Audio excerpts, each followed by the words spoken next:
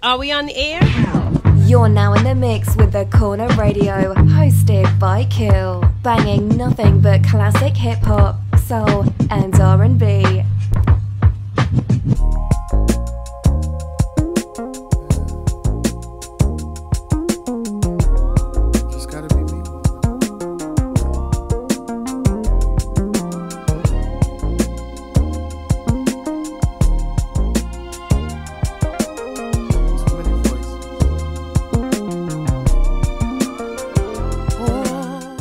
What's good, what's good, what's good? You tuned into The Corner Radio hosted by your man, Kill, man. Yo, I've got a dope show for the night, man. And before we even get into our special guest, gotta shout out my brother, JR. What's good, big bro? What's going on, bro? Man, everything is good. Everything is good. So let me tell a quick story before we get into this. So anybody who knows me knows that I live with music. You know what I mean? I'm not one of them people who an album come out and I'll listen to it for 24 hours and it's on to the next one. So I was enjoying Kendrick Lamar. People getting at me like, yo, Kill, what's up with, Joey Badass? What's up with Styles and Talib's album? And I'm like, yeah. They up next, but just let me enjoy the Kendrick. And out of nowhere, I start seeing JR hitting me up on Twitter talking about PJ Morton. And I'm like, yo, I've heard the name, but I don't really know dude like that. And I mean, JR was bigging up this album Gumbo so much that I was like, yo, I'm going to have to just dead Kendrick for a minute and just let this PJ Morton Gumbo joint just jump the line and just jump into it. And the one thing, like, and JR knows this, I've been doing like working with music labels and podcasts and blogs and everything. I was back in Philly. The thing about this Gumbo album is that it's the first album ever that I was able to write the review for while listening to it. Because it was dope that I was literally able to sit there and write the review from the first and second listen. Number two, it's the only album that I've ever listened to that every song stayed on repeat. Most times you hear song one, you be like, all right, let me run that back. Song two, I'll go over. I listen to every song on repeat numerous times. So with all that said, everybody should know we got my man PJ Morton sitting there with us tonight. What's going on, bro? I'm chilling, man. I'm chilling. Good to be hanging with y'all. Yeah, no doubt, man. Yo, you got to tell me, man, this album is amazing. It is flat out amazing. The only knock that I could even see people having on it, and I love it, is that it's short. Right. But I love it being short. I love it. I love going back to the 70s and 80s when albums used to be 8 cuts. Yeah. Right. I love that aspect of it. But like I said, that's the only thing that I could see people having a gripe with, only because it's so dope. So tell me this, what made you want to make it so short and to the point? It's a half an hour, it's an easy listen. What made you go there? Well, for a couple reasons. I mean, I've been trying to make a 9-song album for a long time, just so I could be next to some of my heroes, Stevie, Intervisions, Purple Rain, Thriller, all 9 songs, you know what I'm saying? What's going on? So I always wanted to do that because I felt like the classic people did that. And another reason is I want people to know all the songs. Like I sometimes songs serve as fillers or they serve as these things. I want, when it's over, I tell everybody when they say, man, it's so short, just go back to the beginning and listen to it again. So you get all of this in you. You know what I'm saying? Because I feel like everything I said on there was important and something that I wanted to get across. So that was a part of it. And I feel like maybe the reason that they made these short albums back in the day was because they were coming from a single society, right? Where singles were so prevalent that they were like, okay, well, we can't overload. It's already a short attention span. Let me not give them too much. And I feel like we're back there where it's like, I'm still an album guy just because I just love a body of work, but I still understand where we are as a culture and didn't want to overload, Right. And I feel you, because it seemed like I said, for the 70s and the 80s, that's what the game was. And it seemed like once CDs came out and you had 80 minutes, I guess I felt like let's use the whole 80 minutes. And you had albums like, I think Ray's Built for Cuban Links Part 2 got 24 songs on it, And a lot of times for those albums like that, I feel like if you would have trimmed it down, we'd have more classic albums. It's just sometimes, like you said, it's just a little fat on there. A lot of music. Yeah, right. A lot of music. Yeah, even if it's great, it's still, you know, a lot of music. I mean, I took songs in the key of life in chunks, you know what I'm saying? And I love it. But it's a lot of music. You usually end up picking out your joints, you know, you pick out your ones. But right. I wanted on this album for all the songs to be the ones, you know. So yeah. That's dope. That's dope. Now tell me this: you're from one of my favorite cities, New Orleans. Anytime I can travel, I love coming to New Orleans, and I'm not talking about because I got a lot of people who be like, "Oh, I went to New Orleans. I've been to Bourbon Street." I'm like, nah, I'm like Ninth Ward, New Orleans. Like I talk Fest, New Orleans or Mardi Gras. I went to New Orleans. My homegirl Trey is from there, and I was like, "Yo, I don't want to see no tourist stuff. Like, take me out to Treme and all these other spots. Like, that's where I want to go." And I feel like there's just like a magic in that city, especially to the music. So talk a little bit about growing up in New Orleans and how that led to you being who you are right now. Well, I think, you know, because sometimes people ask me that question from like a sonic perspective, like musically, and it did shape me musically. But more than that, it shaped me like conceptually, in the sense of this city instills in you to respect the music because it's there from the beginning. So we're taught to respect the music and the musicians. You know, we put our musicians next to the doctors and the lawyers here because we run the culture. You know what I'm saying? So when you see somebody who plays music, you like, yo, you better. That guy, he's got, you know what I'm saying? He's special. So I grew up with that as a badge of honor, knowing that, man, I have power. If I'm a musician, that gives me power. So I think from that perspective, it built integrity in me. So effort, you know what I'm saying? Because I don't diss any type of music that's out right now or anything. I think any music could be dope. You know, I listen to everything, but I think there is a level of lack of effort. Like, it's like, oh yeah, I made that beat in 5 minutes, and that's like, people, you happy to do that. It's like, that's cool if you do, and it's great, but like, don't let that be your thing. Like, oh yeah, I just made that in 5 minutes. I just did put that together. It's the effort that's been that we miss it. You know what I'm saying? So I think that I can never get away from that, because I know somebody will pull my shirt and be like, nah, man, you from New Orleans, you gotta, you know what I'm saying? You gotta say that.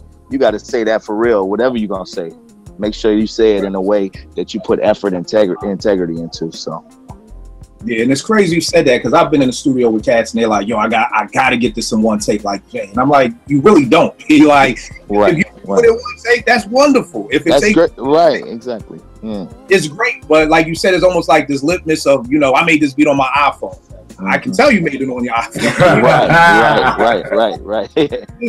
Just do you. Like, do you. If we got to be here all night, that's what we have to do to get this right. But it's like so many people, I got to get it right in the first take, or I don't write my rhymes down no more. I write them in my head. And it's all because you heard Jay said, or you heard Big said it. And now that's the place where you want to be. So it's funny that you would, you know, just talking about that. That's another thing in our culture too, because we used to really, you know, genius gets thrown around so much, but we used to really put our geniuses up there, right? So when a Jay says, I don't write stuff down, or when a Wayne says it, everybody else thinks they could just say that and do that. Right. But they weren't saying it to be braggadocious in that way. They just saying, like, this is what it was, you know. Me, I learned how to play piano. Nobody taught me how to do that. I'm not saying that in a it's just that's just what happened, you know what I'm saying? But then people try to copy the genius and say, oh, well, Kanye made it in 5 minutes, so I could, you know what I'm saying? But it's like, no, you don't know what went into that first, you know what I'm saying? Right. To become like that. So a lot of times in this culture, we just see the end product and then want to just be the end product without understanding all the stuff that went in to get you there, you know what I'm saying?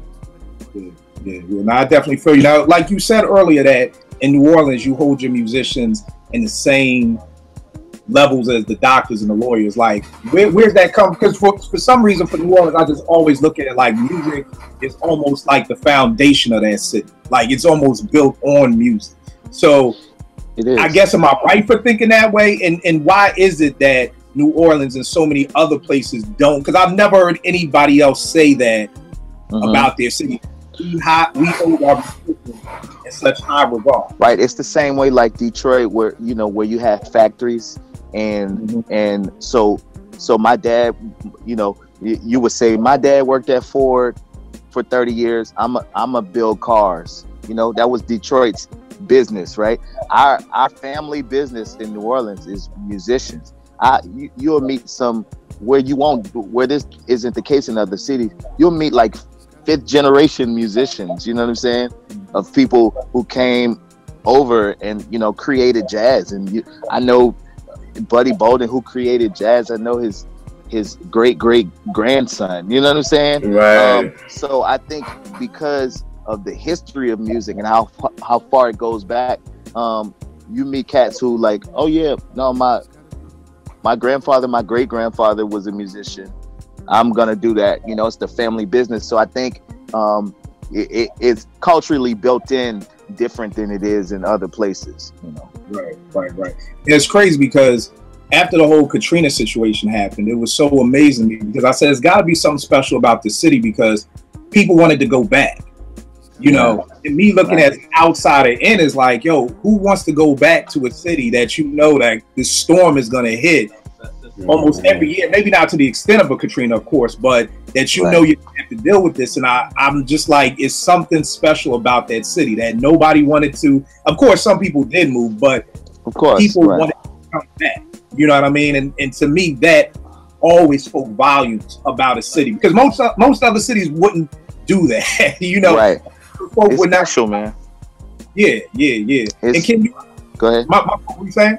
No, I'm saying it's just a special. It's something. It's a charm that now that I've actually been around the world and stuff, like I really fully appreciate it because I didn't always appreciate it because not being a jazz musician myself, I used to get frustrated with there being no industry here. No infrastructure for the music business. There was always music, so.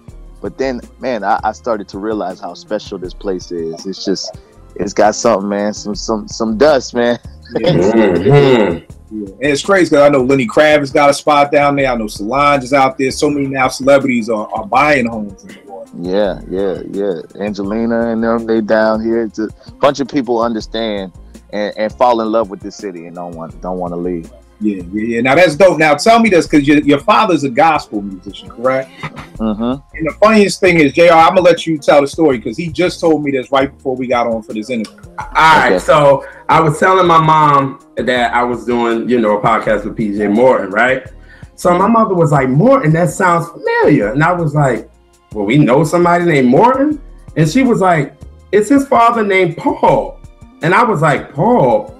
She was like, Paul Morton Sr.? I was like, I think so. She was like, JR, are you kidding me? We played him all your life. And I was like, what? You have? She was like, are you kidding me? We played the We Offer Christ VHS all your life. So you gonna tell me you don't remember your tears? You gonna tell me you don't remember his yoke is early? Like, are you kidding me? And she went off because I was like, oh snap, I didn't put 2 and 2 together. And that's why I'm so mad that I didn't get onto your music earlier. And I got on to when I got to Gumbo. So now when I went back and I was explaining to mom, she was like, you should be ashamed of yourself because you knew his father. So how could you not know? How do you not know, put the 2 and 2 together? I was like, oh man. So yeah, no doubt. Yeah, well, see, so that was part of the reason why I left too. That was a huge shadow. Right. That was some huge shoes to fill, and because I knew that I didn't want to be a gospel singer, I took the harder route, and just really tried to grind on my own. You know what I'm saying? I understand. And I was called a PJ my family called me PJ my whole life. But even deciding to, be PJ Morton and not Paul Morton Jr., as an artist, all of that you played a part because I just wanted to prove myself as myself. You know what I'm saying? And now people are catching up. But it's cool now. Me and my father joke about it because it used to be, oh yeah, you Paul Morton's son, right? You Paul Morton's son. And now they walk up to him like, PJ Morton's dad. You know, Word, that's how I'm for real. And then you got Stevie on your joint. I mean, come on, I think you good now. Yeah. No, so it's amazing now. And I left New Orleans for years, 10 plus years, and now I'm back, and the city's embraced me in a crazy way, and it's on my own merit, so it's love. Yeah. Oh yeah. Now that's dope, because what I wanted to talk about was kind of like, and you touched on a little bit, how was, I guess, your father's opinion or the church's opinion of you not wanting to do gospel? Right. I mean, I know that's huge. One of my favorite movies, The Five Heartbeats with Choir Boy. Oh yeah.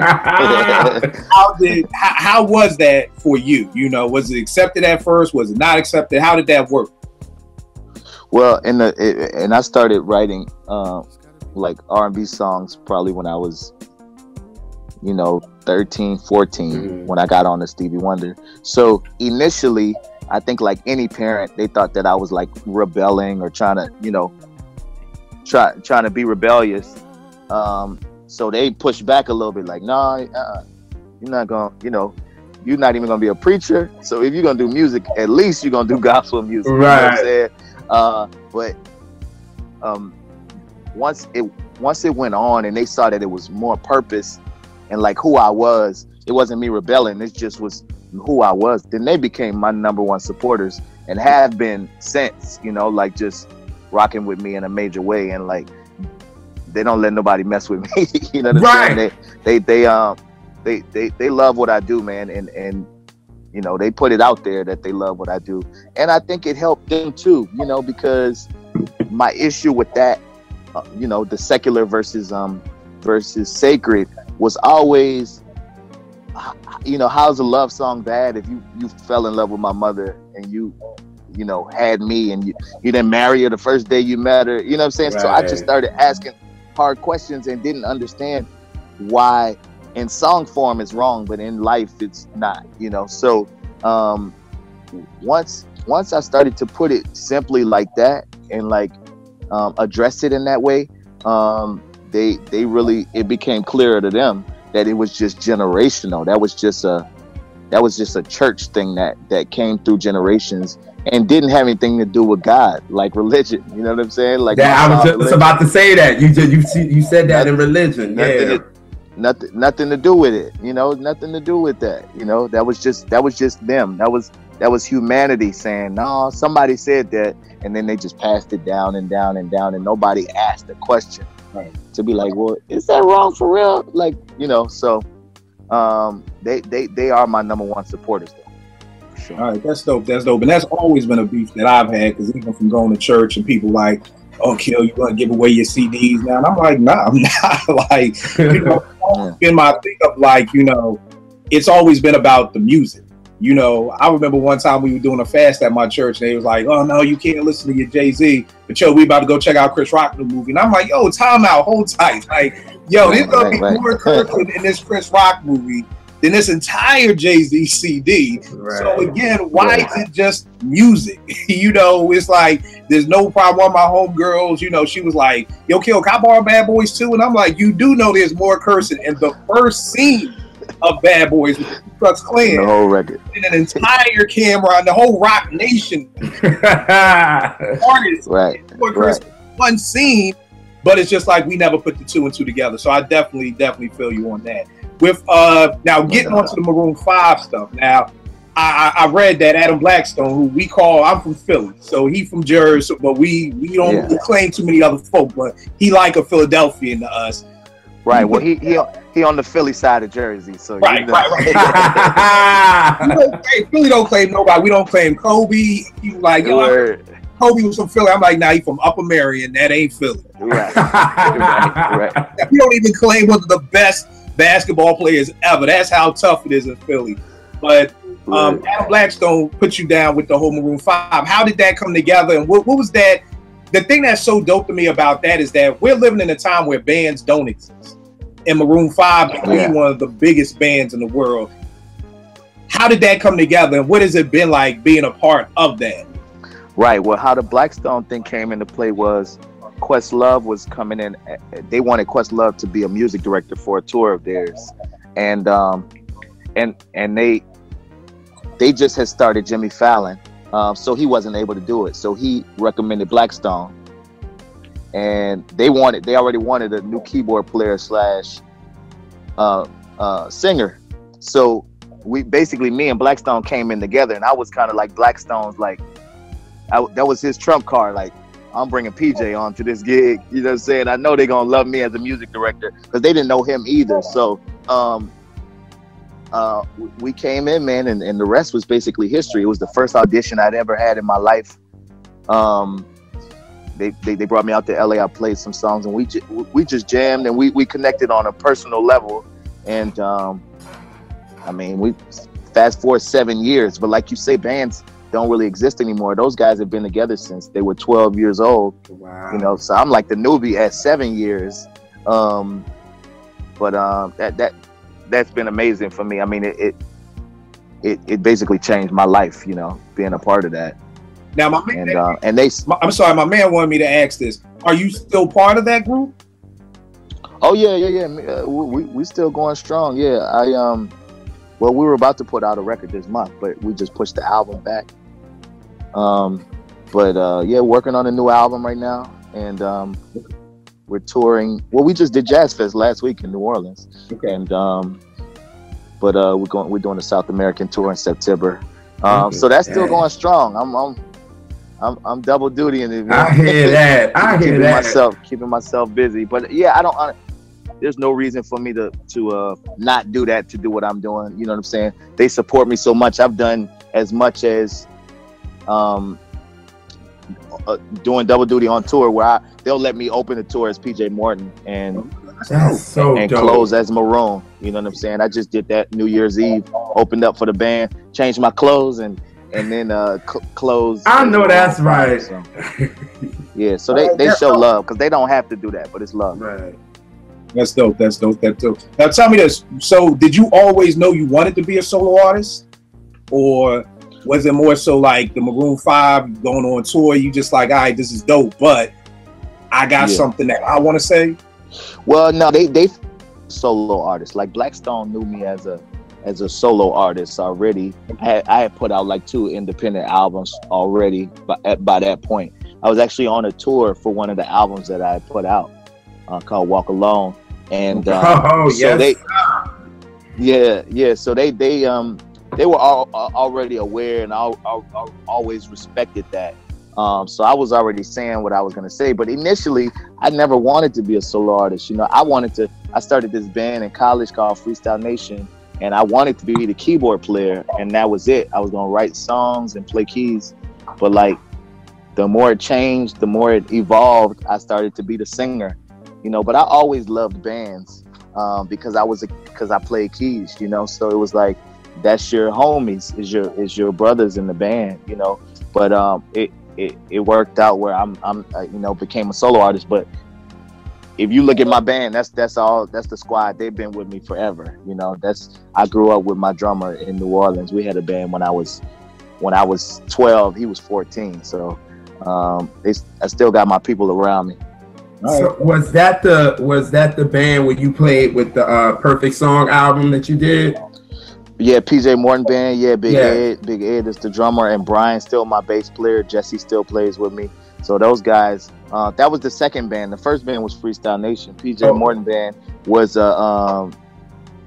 that was a derivative of that. All of us were in Freestyle Nation too. Oh, okay. Because I love Running. I cannot stop playing Running. Yeah. Running goes in. I love that record. Thank you. Oh, we need to pull that back out live. We never play that. Oh, please do. Can y'all play that? And can you play Start Over again?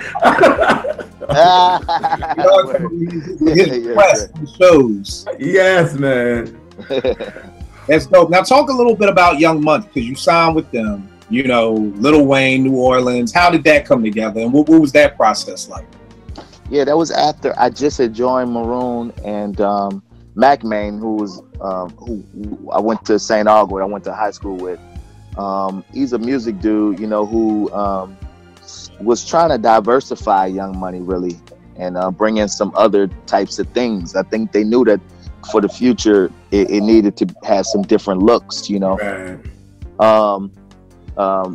So we did the deal, and you know, I came in and worked on this album called New Orleans, and it was a great album. Like, you know, Stevie was on there, Adam Levine, Busta Rhymes, got nominated for a Grammy for it.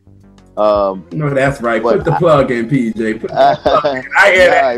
It was a good era, but also I knew that moving forward, we just didn't see eye to eye on the way to roll it out. You know what I'm saying? They were used to mixtapes and mixtape shows, and I, as the type of artist that I was, I knew that I wasn't just gonna be throwing out a bunch of songs and giving music away for free. That my process is too crazy, too deep to, like, you know what I'm saying? And, you know, they didn't understand the value of touring. Touring being my mixtape. Me playing live is the way, that's my mixtapes, you know what I'm saying?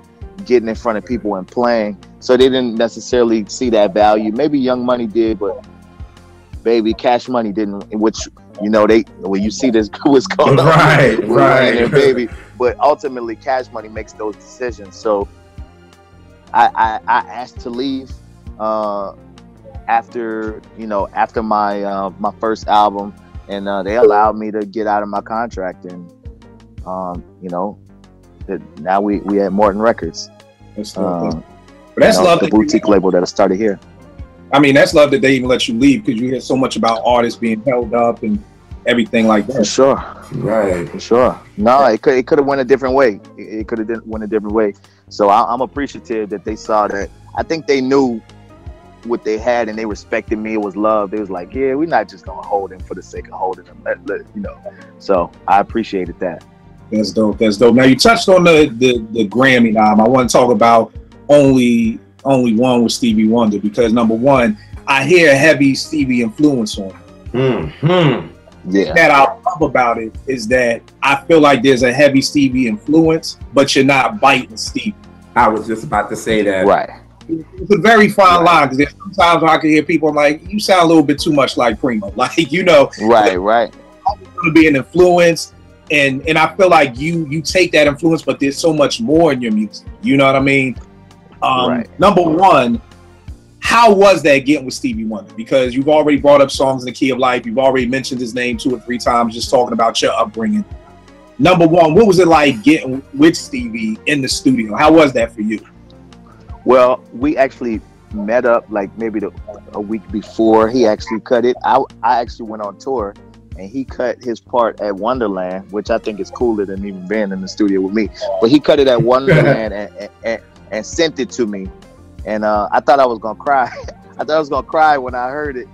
But I was so shocked that I couldn't even cry. I was just like, yo, Stevie Wonder is actually on this song. Like, I couldn't believe it, man. Because literally, and, you know, speaking to that influence, there was a point in my life when I found out about Stevie Wonder, not the big songs, not I Just Called to Say I Love You and stuff. Somebody gave me a cassette tape or something that had I Never Dreamed You Leaving Summer, and I heard him in a different way, and I was like, man, this Stevie, this wasn't on the radio, you know.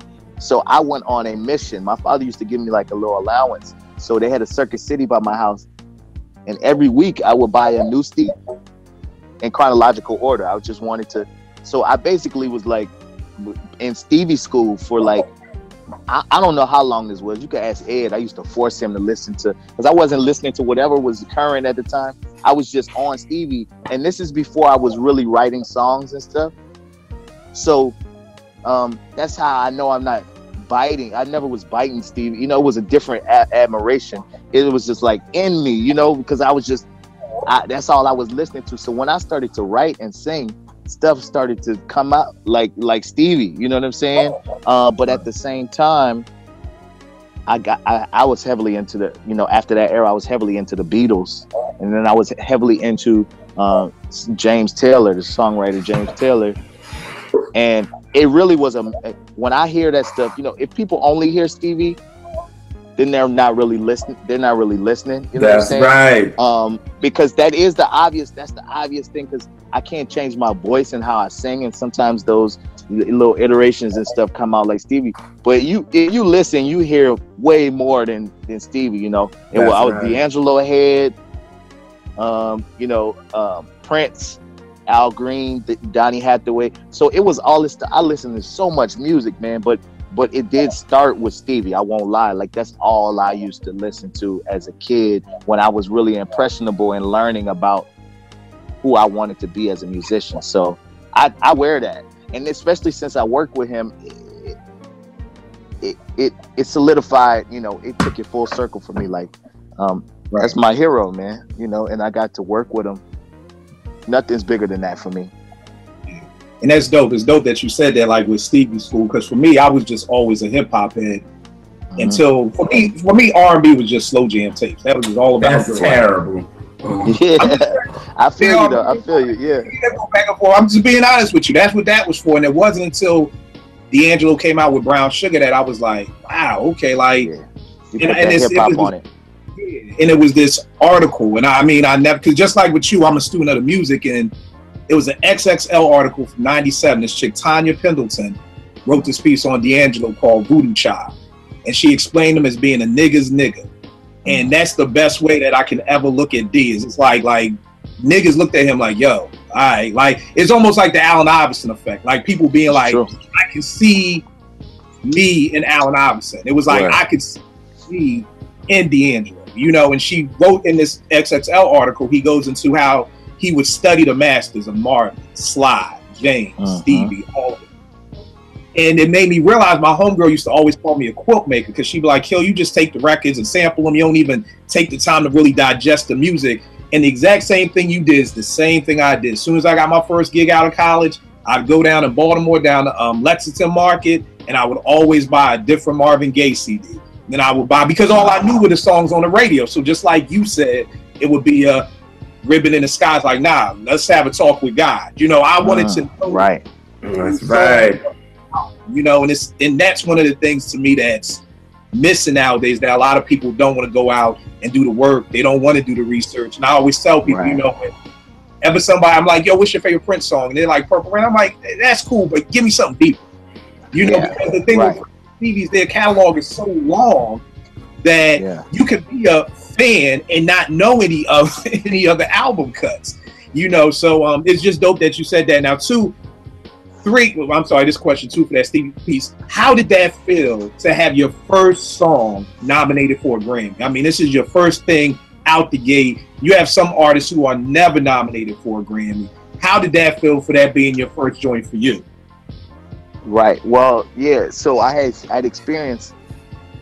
So I won my first Grammy as a junior at Morehouse for something that I wrote and produced for NDRE. Yeah. So I knew what it felt like to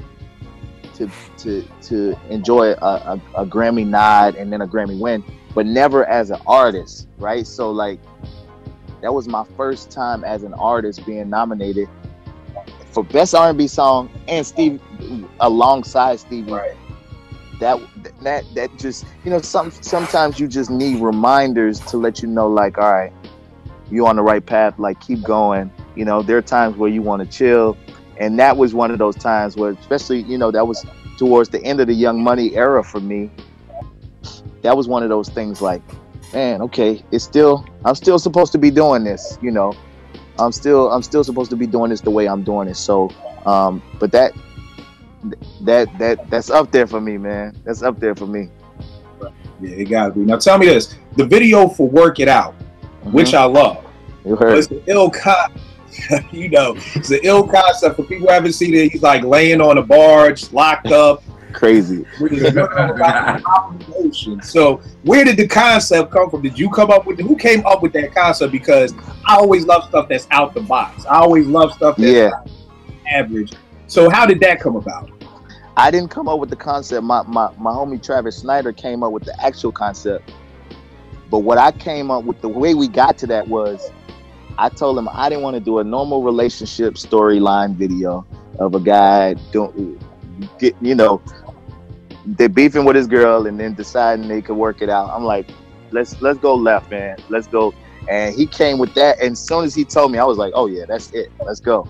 That was the hardest video shoot I ever been on though, because I bet they didn't drop me in the water, but I was up there in the air for, I don't know, hours, man. And every every few minutes, every 15 minutes, they would drop me, and then I would be dropped right before the water, and it was cold out there. It was that was a hard shoot, but I love. We went movie. We went big for that joint. So I'm proud of that video. Yeah, that joint was bananas, man. That joint was bananas. Now, here's the other thing. In listening to your music and starting with Gumbo and then going backwards, I've always hear a heavy breakbeat influence in your music. A very hip hop feel in your music. The joint Work It Out with Busta, where you use the tip break from Let's Ride, that, you know, Dilla, to me, the dopest hip hop producer ever. I agree. Oh, okay, good. See, we good people. Oh God, here we go. Yeah. I mean, Dilla just, you know, he's the most human, I think, of all of them. And I mean, Q-Tip is one of my favorite producers too. But I think he's a child. He was, you know, that influence. They was all in the same tribe. You know what I'm saying? But yeah, Dilla, right? The way he chopped that stuff, man, it's like mad scientist for sure. Yeah. So where is that just a hip hop influence on you? Because even in on the new album, it's just, there's always, even when it's just the drummer playing, it has a heavy breakbeat feel to it. So how does hip hop? I think that's just being a child. That's being a child of hip hop. You know, just the way I was influenced by it. And I think for me, like you said, I mean, I've always loved R&B, but I always wanted just a little edge on there, you know what I'm saying? I didn't want it to just, and I love beautiful music. I got string orchestras and everything, but like when it comes to them drums, I just need you to feel it in a certain way, you know what I'm saying? So I think it's just being a child of hip hop, of my generation, where it's like, yeah, I'm R&B, I'm soul, but I need you to feel this in your chest a little bit, you know what I'm saying? Right. So yeah, I always kind of wanted that to be a part of whatever I do. All right, and you brought it up, and I was gonna bring it up later, but the string arrangements on Gumbo are just amazing. It puts me in the mindset, because not too many people do a lot of that anymore. You know, right is one of my favorites, who has amazing string sections. Where did that come from for you? Like, just wanting to get that feel of that. Like, where did that come from? I was actually listening to a lot of Frank Sinatra when I was creating this album. Or right before I was creating it, I just was listening to Frank. And this is the first time I went on a Frank binge like this, but I was listening to Frank over and over and over. And that's really was my favorite thing about it, was those string arrangements that he had. And, you know, I watched his documentary and all of that, and the relationship he would have with his arrangers and stuff. Like, that was he was tightest with them. Because they said Frank could be a lot to deal with, like with everybody, but he always respected his arranger, you know, and I just kind of got enamored with that. And, you know, I've always been love Disney too, you know what I'm saying? So I think this time it was just, what I was writing allowed me to like merge all those worlds for me, where it's like, this is gonna be a super soul album, but I want those strings to be lush like those huge pop records and those huge Disney records from back in the day, you know. So that's where that came from. I not knowing it, you know, until later, but it was like, oh, that's where I was listening to all that Frank over and over, and that's where, so everything I started to write, I was hearing these big arrangements with them, you know. And I reached out to my guy Matt Jones. Shout out to Matt Jones in Chicago, who is my favorite string arranger right now, and we just partnered up. And he gets, when I send him something, he just gets it immediately and like understands where I want to go with these arrangements. So yeah, that's dope. And I'm loving this interview because you're feeding right into everything I want to ask next. Because I was going to say, now to get to the meat and potatoes of Gumbo, where were you mentally going into it? I know you were saying you were listening to some Frank, but when I hear people like you who are a songwriter, composer, singer, all of those things comprised, it's almost like me and JR did a show when Prince passed away, and people were saying, you know, well, what are you guys going to talk about? I'm like, the show's going to be forever, because Prince was so many different things. Right. You know what I mean? He wasn't just a singer, you know. And I feel that with your music, it's not just that you're a singer. And I always believe in creating. You're somewhere mentally. So mentally going into this album, coming out of the Frank binge, where were you when you was like, let's write, let's get this movement going? Where were you mentally? Well, I was coming out of a really long, in my opinion, writer's block, you know, and so there was frustration. I was living in LA, and you know, that's where Claustrophobic was born. But I was frustrated. I was in a state of frustration, so I knew that I wanted to speak to that frustration as an artist. And then I was frustrated with the climate, with the political climate. You know what I'm saying? And you know, so I kind of felt like Marvin did when he was. I just knew that I just couldn't write a bunch of love songs this time around.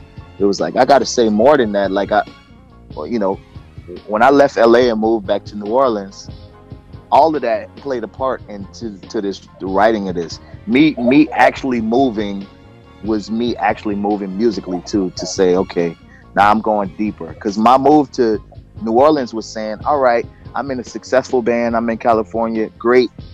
I could just be here, I could just stay here. But my move to New Orleans was, but what am I leaving in the world? Like, what's my legacy? What am I leaving behind?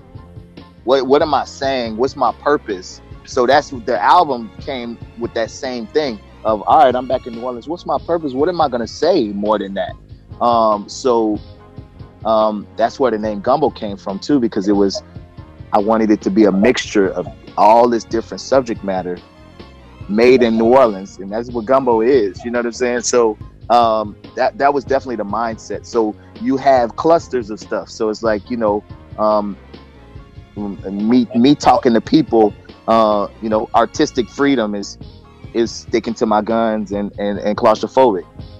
They kind of go hand in hand. Then you got all right, and everything's gonna be all right, you know, which is dealing with detention. Religion, you know, deals with that. And you know, then you have the love song. You got First Began and How Deep Is Your Love, and you know, They Gonna Wanna Come that's my fake friends. You know, that's my Drake freak. That's my version.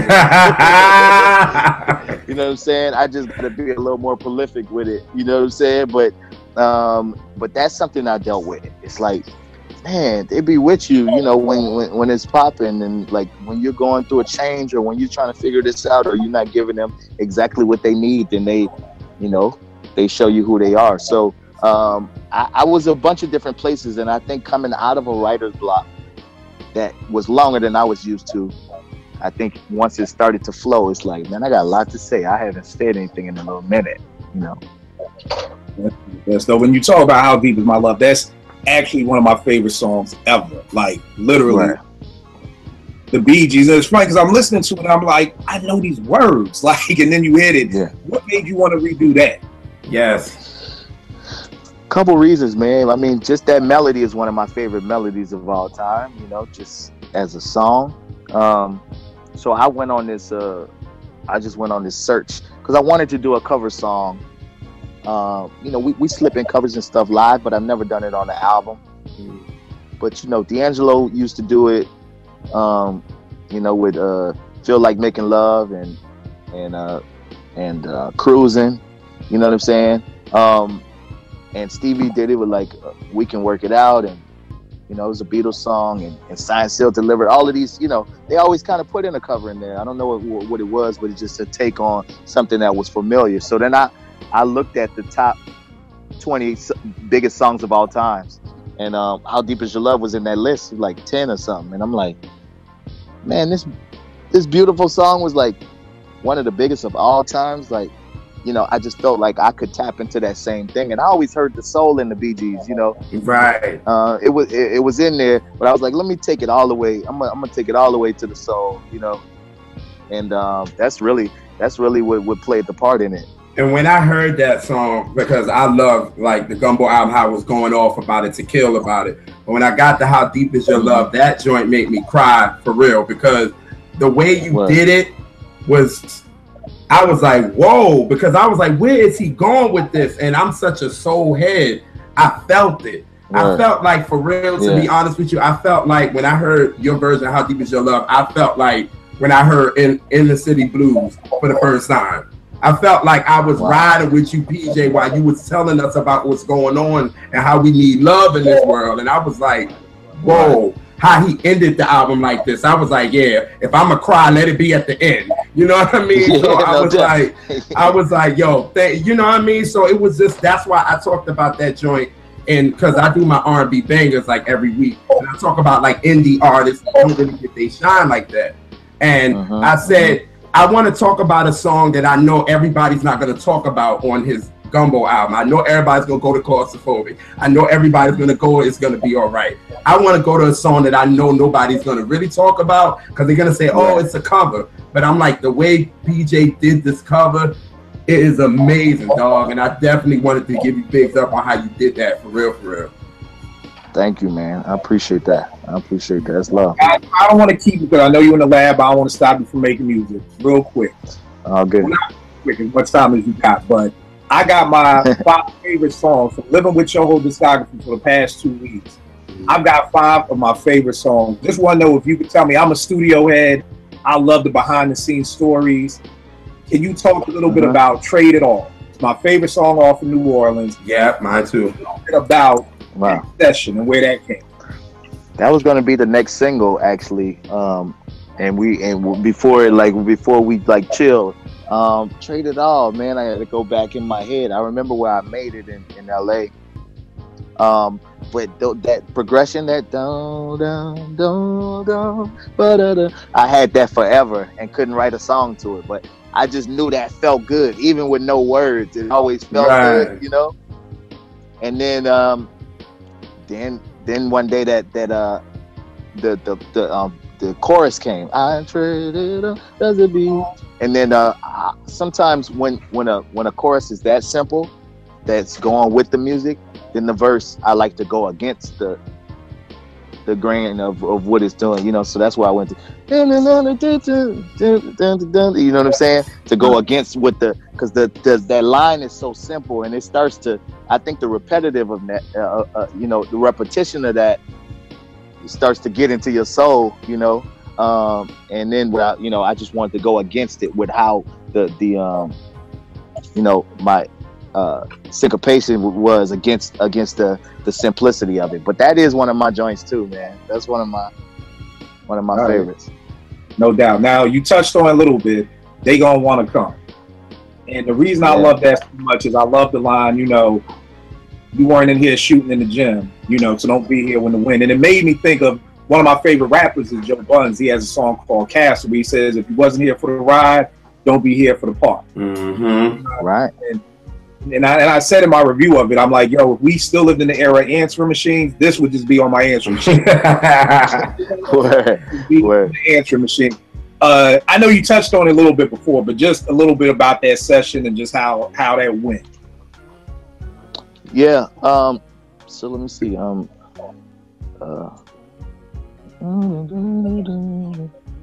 to think how I started. I think I started that on piano. Oh no, I remember, because that was one of the breakthroughs.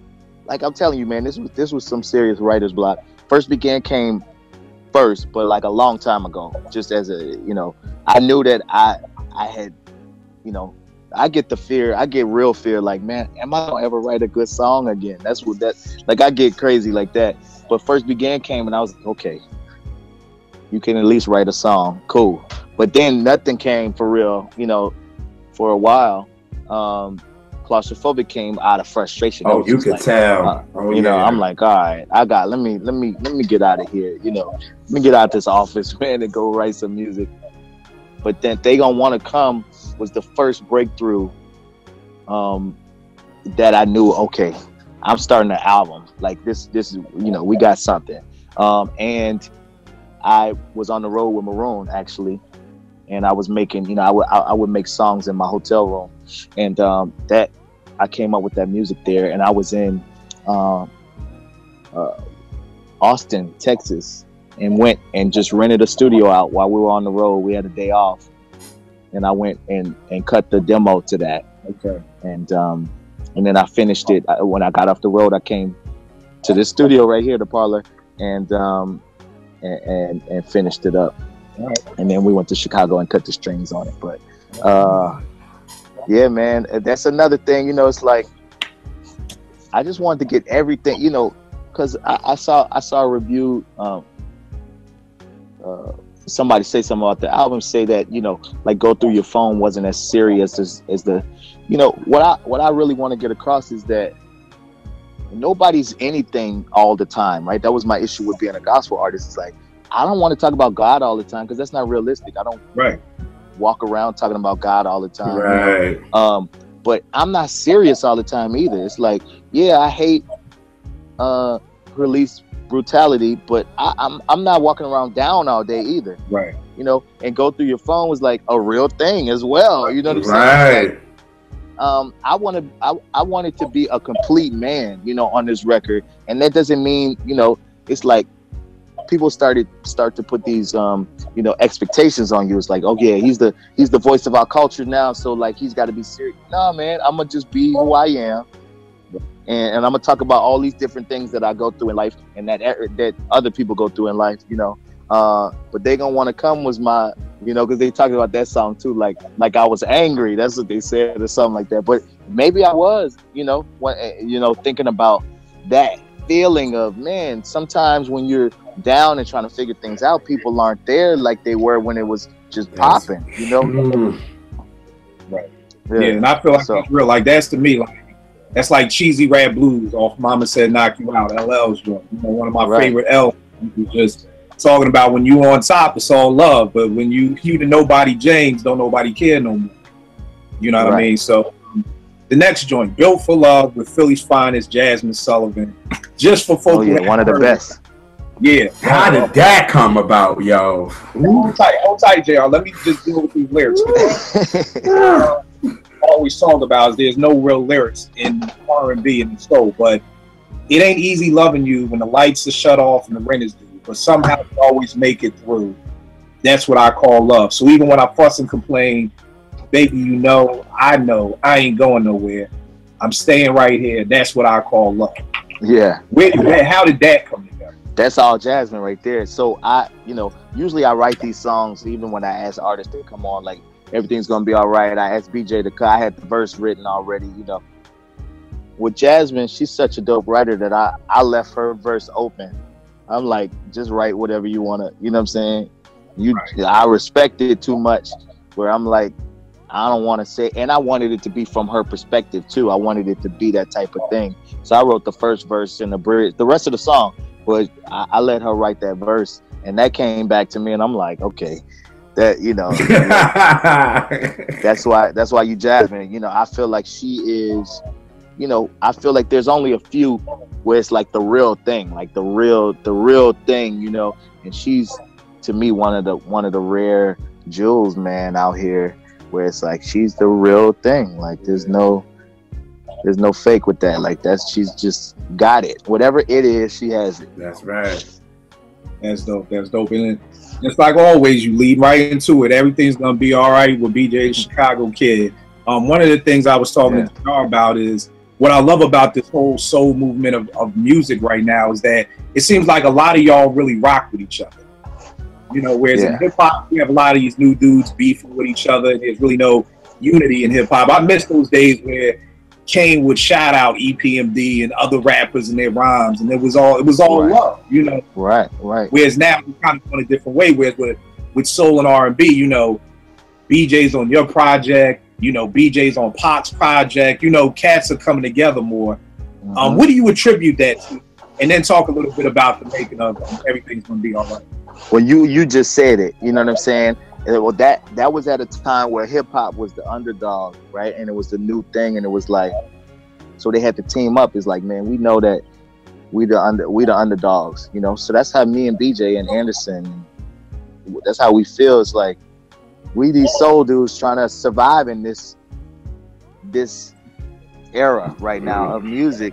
And so we see a kinship, you know what I'm saying? Well, I've known BJ for 10 years, you know what I'm saying? We've been boys for a long time. So that was, you know, like everything I try to make that was the organic, you know what I'm saying? I worked on his album I wrote Church. You know, I co-wrote Church with him and Chance. Yeah, and so when it came time to my album, it was just like, you know, and I was on Man Down. I'm singing on Man Down on his album. So we all just cross collaborate. But I think it's at that time where Q-Tip would call Buster, and they would, you know what I'm saying, and it was like we all we got, really. Right, you know what I'm saying? right. So we got to rock with each other, you know, to make it a movement. And you know, I think hip hop is so spoiled now that's why they have immediate beefs, because it's like we so spoiled. We the hottest thing in music right now, so like we don't have to, you know, it's just very spoiled right now. I think so that you have lost that brotherhood of it, you know. But everything's gonna be all right. That's one that came out of the frustration. But instead of being frustrated, I wanted to offer like some positivity and encouragement. Like, you know, we've been here before, so you know, we're gonna be all right. You know, I know it's crazy, but you know, so it was that simple. I just wanted to create like a soul anthem that made everybody feel good. And I think that joint feels so good live, man. Oh man, I could only imagine. And the thing that I also love about the album that I feel is a lost art is just the way that it's put together, the track listing of it. You know, the sequence of the album feels good because you're coming out of All Right, where, like you said, you're talking about, you know, I can't take no more, you know, everything seems, you know, when you're saying it's going to be all right, but then it goes right into the praise worship right after it. You know what I mean? And I think and it's so awesome. And then the last song is First Began. Bruh, I can't tell you how many times I listened to this song in a row. You know what I mean? Like, I literally had to be like, all right, Kill, get the song too, or we ain't together. That was me too. You gotta push and the words, if I die, I hope to find you in another life so that we can fall again. It be the way where we first began. The first time I ever saw you smile. We need that feeling again. It be the way we met when we first began. I mean, bruh, those are like wedding songs to me. Yeah. Like those are like those lyrics of like, we've been together, we thugged it out. And it's funny, you know, I'm not at the JR place if I didn't cry. But you ain't even have to say it like that. Don't do that. You're not gonna do this with PJ on here. No, you're not. You didn't have to say you cried. You could have stopped. But you admitted it. But I'm honest. That's what R&B is about. It's about honesty. It's strength in crime, man. Strength in crime. Thank you, PJ. Thank you. Kill tried it with you on here. He ain't gonna punk me like that. No, you're not. But go ahead with your story. Go ahead. I wasn't there, but it very much happened. Me and my wife are celebrating 17 years this year. Oh, so congrats, man. Thank you, man. We were just talking about marriage and how much of the hardest job you will ever do, you know. For sure. But it just makes me think about her. You know, it makes me think about when you talk about the first time I ever saw you smile. You know, and it took me to the first time I saw her smile and just how incredible that song is. I know you just said it's been done for a while. How did that come together? Because these are some amazing lyrics. Was two things about that I think really made that song cut through. And I mean, of course, the melody and of it, the melody and stuff. Usually, word that I can't stop playing, like even before I have words, that those changes were just there already. But one word was die. I started thinking about like the thing that was what's the most drastic thing that could happen? Period. And I said the word die, and it's like, dang, when you say that word, it's like death, man. That's, you know, so I just knew that was gonna cut when I said that. But also, just literally thinking of that first thing, like when we think about like crushes and stuff, like how pure that used to be, you know what I'm saying? I just knew that this was something that everybody could relate to, because you get all in the hustle and bustle. You know, I'm married 8 years on Christmas, so and you got so much going on, but like when you get back to that pure like just beginning thing where it was no thinking, no trying, it was just a natural, just like, man, I can't even believe, you know what I'm saying? So I just knew that it was going to be something that people could relate to, and it always felt good. That was one that I was always kind of sure of the feeling. I never doubted the feeling when it first began. It was always there, and no matter how I do it, like just on the piano with the band, like it always does something special, you know. Right. Yeah, that's definitely something special. Man. I'm glad you touched on it again. Moving right in before we end the interview. Talk to me a little bit about 8 years of marriage. That's amazing. I salute you. I always tell people one of my side hustles is doing marriage coaching. 8 years is like 30 years nowadays. For sure. You know? Yeah. I got people going through divorce every day. Just if you can, just a tidbit. How do y'all make it work? You know, with you being on tour, with your schedule. How, like, what's one of those that y'all just have that just, you know, that makes it work? It may be a FaceTime every night. It may be this, it may be that. But what is it that you could give to people who are out here struggling in their marriage, wondering if they want to get a divorce? What's a little piece you could give to them?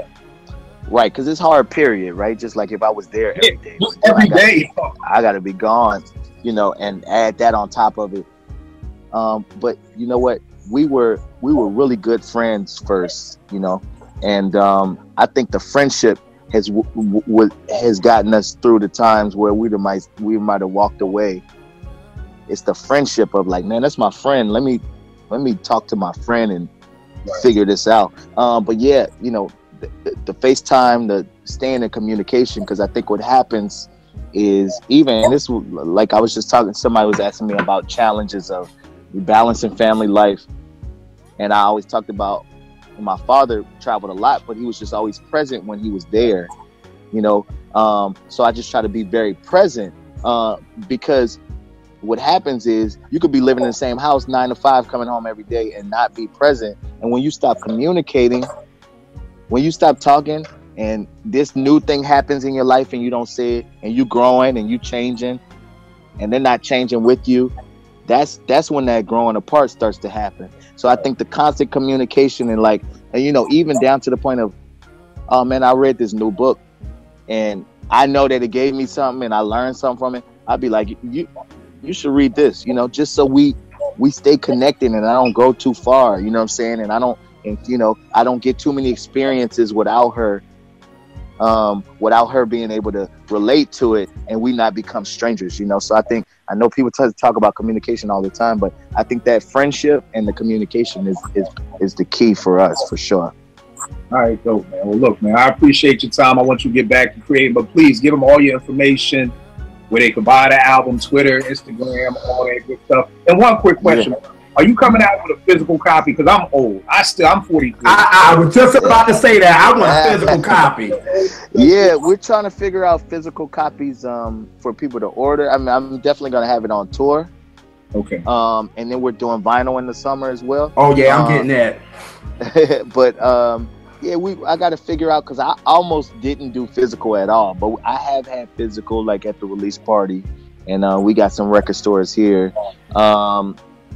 So I'm figuring that out, but we gonna figure a way to get some physical copies too, man.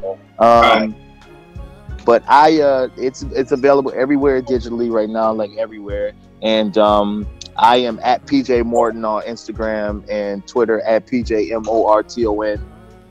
On Facebook, I'm the PJ Morton, I believe. So and website is pjmortononline.com. And yeah, I'm out there. I'm in these streets. That's what it is. Well, again, man, I thank you for your time. I thank you for this incredible album, and not just this one, but now going back to do the knowledge and do my digging. And I'm New Orleans. I'm loving a lot of the stuff. So I just want to thank you for that, bro. So again, man, good looking for sitting in with us. JR, you got something? Yeah, I just want to thank you, honestly, because I felt like with Gumbo, you gave us Intervisions, the first finale, and Songs of the Key of Life. And for me, I play it every day. That's why Kill had to go and listen to it, because I talked about it so much.